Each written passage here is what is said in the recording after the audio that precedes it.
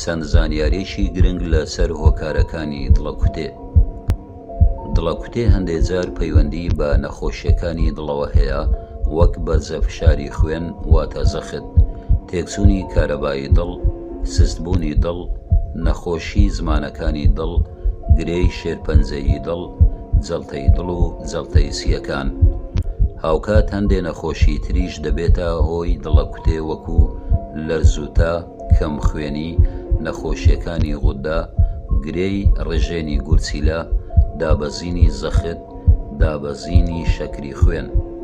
هەروەها سەبارەت بە حاڵەتەکانی وەکو هیلاکبوون، دڵەڕاوشێ، قەلەقی، سکپڕی، جگەرە کێشان، مەی خواردنەوە، خواردنەوەی لە ڕادەبەدەری چاوقاوە، بەکارهێنانی دەرمانەکانی ڕەبۆ و حەبی غودە و هەندێک دەرمانی زەخت دەبێتە هۆی دڵەکوتێ، بە هیوای سوودگەیاندن و تەندروستێکی باش بۆ هەموو لایەک.